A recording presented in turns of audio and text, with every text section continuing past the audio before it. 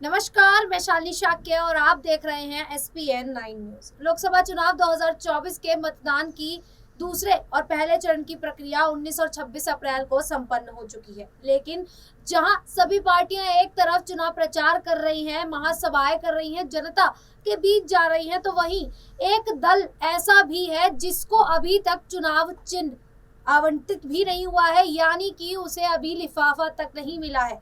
जी हाँ, हम बात कर रहे हैं उत्तर प्रदेश में अपना दल कमेरावादी की। अपना दल कमेरावादी की प्रमुख पल्लवी पटेल की मुश्किलें अब लगातार और भी ज्यादा बढ़ती नजर आ रही हैं। आपको बता दें, जहां उन्हें एक तरफ चुनाव आयोग की ओर से चुनाव चिन्ह नहीं मिला, वहीं दूसरी तरफ इलाहाबाद कोर्ट की तरफ से उनकी याचिका को भी खारिज कर दिया गया। तो वहीं तीसरी ओर उन्हें एक और बड़ा झटका ओवैसी की तरफ से तब लगा जब पल्लवी पटेल को चुनाव चिन्ह की ओवैसी की सबसे ज्यादा जरूरत थी, लेकिन वहां ओवैसी ने उन्हें बिल्कुल अलग थलग ही धकेल दिया और अपना चुनाव चिन्ह यानी कि पतंग का चुनाव चिन्ह देने से साफ इनकार कर दिया। लेकिन वहीं अगर अब बात करें पल्लवी पटेल की, तो पल्लवी पटेल ने फिर भी हार नहीं मानी है और लगातार वो अपने उम्मीदवारों की सूची को जारी कर रही हैं। जहां उन्होंने पहले अपनी एक उम्मीदवार की सूची जारी की जिसमें 7 उम्मीदवार को उतारा गया था मैदान में, उसके बाद एक और सूची जारी की गई है। अब एक तीसरी सूची में भी जारी कर दी गई है जिसमें उन्होंने अपनी बहन अनुप्रिया पटेल के खिलाफ ही एक ऐसे उम्मीदवार को मिर्जापुर से मैदान में उतारा है जहां उनका सबसे ज्यादा दबदबा माना जाता है। जी हाँ, हम बात कर रहे हैं दौलत सिंह पटेल की। जी हाँ, दौलत सिंह पटेल कांग्रेस में पहले नेता थे, जिसके बाद उन्होंने कांग्रेस छोड़ कहीं ना कहीं उन्होंने पल्लवी पटेल का दामन थाम लिया।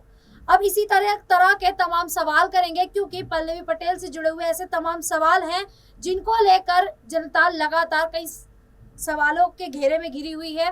तो मेरे साथ मेरे सहयोगी मौजूद हैं अक्षय, जिस प्रकार से पल्लवी पटेल ने समाजवादी पार्टी से अलग होकर वो गठबंधन पीडीआई का जो गठबंधन था उसको तोड़कर उन्होंने असुद्दीन ओवैसी के साथ पीडीएम का निर्माण किया, और वहां पर उन्होंने सोचा था कि वो कहीं ना कहीं उनके साथ जाकर एक ऐसे गठबंधन का निर्माण कर सकते हैं जो कहीं ना कहीं लोकसभा चुनाव में उनको एक भारी जीत दिला सकता है। तो जिस प्रकार से पल्लवी पटेल ने ये समाजवादी पार्टी से अलग होने का निर्णय लिया, क्या अब ये उन्हीं की मुश्किलें खड़ी करता हुआ नजर आ रहा है?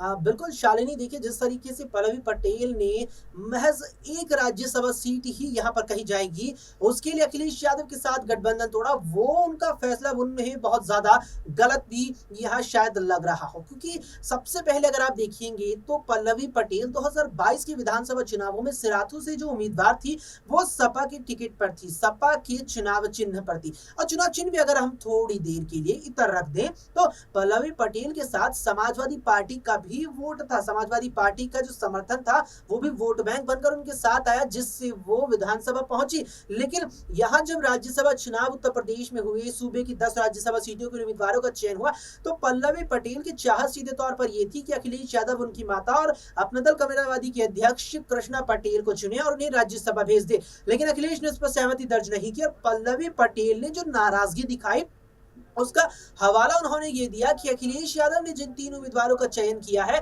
उनका चयन पीडीए फॉर्मूले के तहत नहीं हुआ, यानी कि पिछड़ा दलित और अल्पसंख्यक फॉर्मूले को जहन में रखते हुए नहीं हुआ।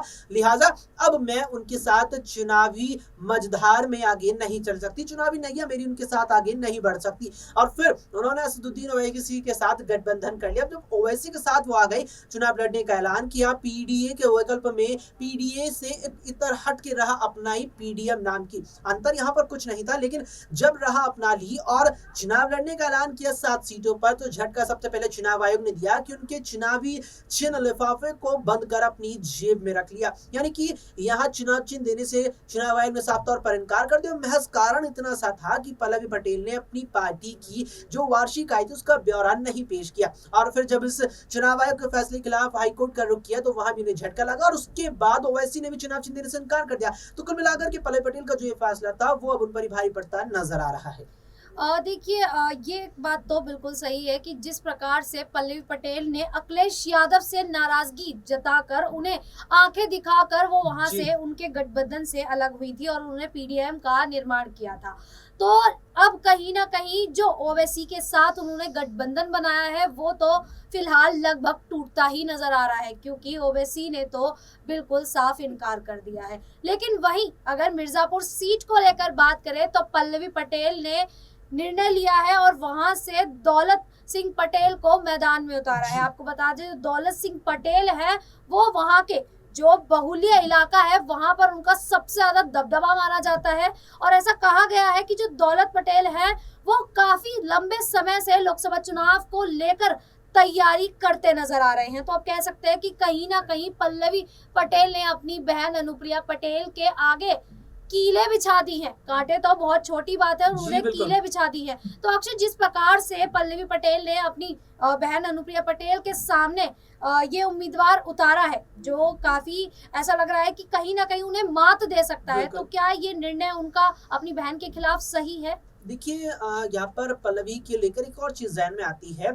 चर्चा ये थी कि पल्लवी पटेल मिर्ज़ापुर सीट से खुद चुनावी मैदान में उतर सकती हैं और बहन अनुप्रिया को टक्कर दे सकती है। और शालिनी, देखिए, अगर हम यहाँ पर गौर करेंगे तो पल्लवी पटेल अगर खुद मिर्ज़ापुर से चुनावी मैदान में उतरती तो अपनी बहन अनुप्रिया की राहें मुश्किल कर सकती थी। लेकिन आपने जिक्र किया दौलत सिंह पटेल का, कांग्रेस छोड़कर यहाँ अपना दल कैमरावादी का रूप जरूर किया, लेकिन कोई सियासी वर्चस्व दौलत सिंह पटेल का इतना बड़ा नहीं है। क्योंकि अगर आप यहाँ पर गौर करेंगे तो मिर्जापुर में पल्लवी पटेल के सामने जो अनुप्रिया पटेल है, उनके पीछे उनके साथ चुनाव प्रचार में योगी आदित्यनाथ भी होंगे, चुनाव प्रचार में गृह मंत्री अमित शाह और प्रधानमंत्री नरेंद्र मोदी भी होंगे। ऐसे में दौलत सिंह पटेल को इतना बड़ा चेहरा नजर नहीं आते हैं। हालांकि चर्चाओं में रहते हैं, यहाँ राजनीति के लिहाज से देखा जाए तो अच्छा खासा नाम है, लेकिन अनुप्रिया पटेल को टक्कर दे पाए ये चीज यहाँ जहन में नहीं है। इसमें एक और चीज मुझे लगता है गौर करने वाली रहेगी तमाम दर्शकों के लिए भी, कि पल्लवी की चर्चा थी कि वो खुद मिर्जापुर से चुनावी मैदान में उतरेगी, लेकिन लोकसभा चुनाव पल्लवी नहीं लड़ रही, जबकि वो खुद अगर मिर्जापुर से अपनी बहन अनुप्रिया के सामने उतरती